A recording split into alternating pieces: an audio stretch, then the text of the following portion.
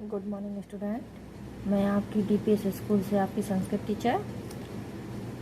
आज हम class 10th का तृतीय पाठ पढ़ेंगे जिसका नाम है महर्षि दयानंद।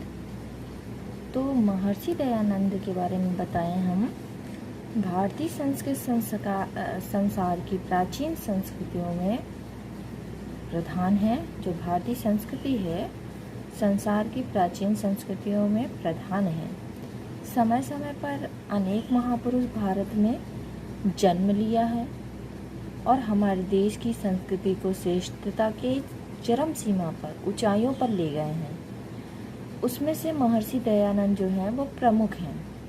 इस पाठ में महर्षि दयानंद का जीवन चरित्र को प्रस्तुत किया जा रहा है। तो स्टार्ट करते हैं आपका लेसन महर्षि दयानंद। महर्षि दयानन्दस्य जन्म गुर्जर प्रदेशे ब्राह्मण परिवार फरवरी मासे 12 दिनाङ्के चतुर्विंशत्युत्तराष्टदशशततमे ईस्वीये वर्षे अभवत्। तो महर्षि दयानंद का जन्म गुजरात प्रदेश में ब्राह्मण परिवार में फरवरी महीने के 12 तारीख को सन 1824 ईस्वी में हुआ था। अस्य जन्म नाम मूल शंकर आसी। इनका जन्म का नाम मूल शंकर था। यदा एषः 16 वर्षीय जातः तदा यस्य भगिनी स्वर्गं गतः। जब ये 16 वर्ष के हुए तब उनकी बहन स्वर्गवासी हो गई। वर्षत्रयानन्तरं चास्य पितृभ्योऽपि दिवं गतः। और 3 वर्ष के बाद इनके चाचा भी स्वर्गवासी हो गए। गृहे अन्येषु जनेषु विलपत्सु अयं संसारस्य अनित्यतां विचारयन् कथमहम् अमरो भवेयम् इति चिंतयामास। घर में जो है अनेक लोगों को विलाप करते हुए उन्होंने देखा तो उन्होंने सोचा कि संसार जो है वो नश्वर है। विचार किया कि संसार क्या है, नश्वर है। कैसे मुझे अमर होना है, ठीक है, यह सोचा उन्होंने। एकस्मिन् दिने मूलशंकरः सहसैव स्वगृहं त्यजत्। एक दिन मूलशंकर ने अचानक ही अपने घर को छोड़ दिया। ततो सो देशादेशान्तरं विचरन् व्याकरण वेदांत तीन्येक शास्त्राणि विशेषतः योग पद्धतिं च अशिक्षत। उसके बाद उन्होंने एक देश से दूसरे देश में घूमते हुए व्याकरण वेदांत आदि के अनेक शास्त्र विशेष रूप से योग की प्रक्रिया को सीखा। विचरण कालेयं नर्मदा तीरे स्वामी पूर्णानंद सरस्वती सकाशात संन्यासम गृह्णात। घूमते समय उन्होंने नर्मदा नदी के तट पर स्वामी पूर्णानंद सरस्वती से संन्यास ग्रहण किया। तदा एषः दयानंद सरस्वती नामना प्रसिद्धः जाता। तब से वे क्या हुए, दयानंद सरस्वती के नाम से प्रसिद्ध हुए। अनंतरम मथुरां गत्वा प्रज्ञाचक्षुष स्वामिनः विरजानंदात् बहुविधानि शास्त्राणि अशिक्षत। उसके बाद मथुरा जाकर ज्ञान नेत्र वाले स्वामी विरजानंद से अनेक शास्त्र सीखे। विद्या समाप्तौ गुरुस्तमादिशत वत्स। देशोऽयमस्माकं विद्यान्धकारे पतितो वर्तते तद्गच्छ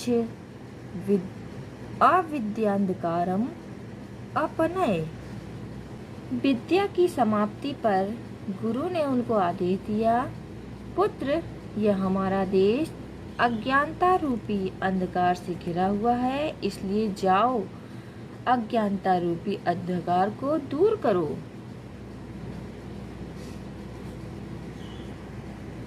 आर्ष शास्त्राणि उत्तर वैदिक ज्योति च पुनः प्रकाशय। ऋषियों द्वारा रचित शास्त्रों का उद्धार करो और वेद की ज्योति को फिर से प्रकाशित करो। दयानंदोपि गुरुराज्ञा शिरसि कृत्वा पादौ प्रणम्य आशीषं च गृहीत्वा एत देशवासिनः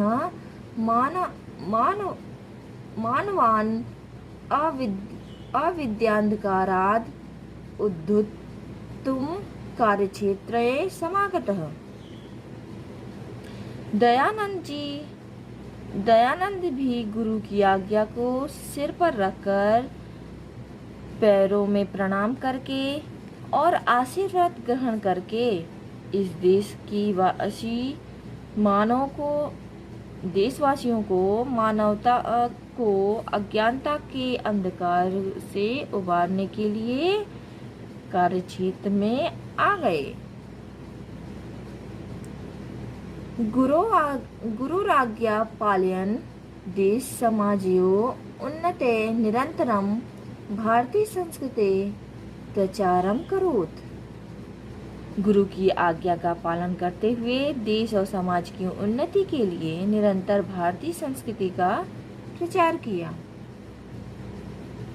पाखंडो मूल्यनाय वैदिक धर्मस्य च पुनः संस्थापनाय अयं संपूर्ण देशे प्रभाम। आडंबर को दूर करने के लिए, आडंबर या दिखावा को दूर करने के लिए और वैदिक धर्म की फिर से स्थापना के लिए उन्होंने संपूर्ण देश में भ्रमण किया। सामाजिक कुप्रथानां निवारणाय एषः आर्य समाजस्य संस्थापनां कृतवान्। समाज की कुरीतियों को दूर करने के लिए उन्होंने आर्य समाज की स्थापना किया। महर्षि विधवा बलानां दलित वर्गाणां गवां च उद्धार्याय सदैव प्रायतत।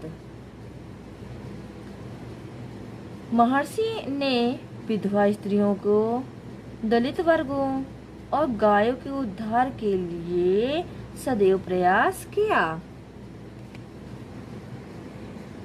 स्वातंत्र्य भावनापि प्रथमं नेनैव महर्षिणास्माकं हृदयेषु जागृतः। स्वतंत्रता की भावना भी सबसे पहले इन महर्षि के द्वारा हमारे हृदय में जगाई गई। नाना विधानि दुखानि शोणवान्पि नायम कर्तव्य विमुखो जातः। अनेक प्रकार के दुखों को सहकर भी यह कभी अपने कर्तव्य से नहीं हटें, जिससे इन महापुरुष की प्रसिद्धि चारों ओर फैली।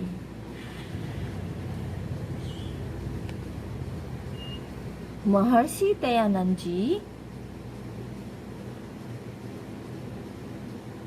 अनेक प्रकार को दुख को भी सहकर भी कभी भी अपने कर्तव्य से नहीं हटे। एनास्य महापुरुषस्य ख्याति सर्वत्र व्याप्तः। इस कारण से इन महापुरुष की प्रसिद्धि चारों ओर फैली है।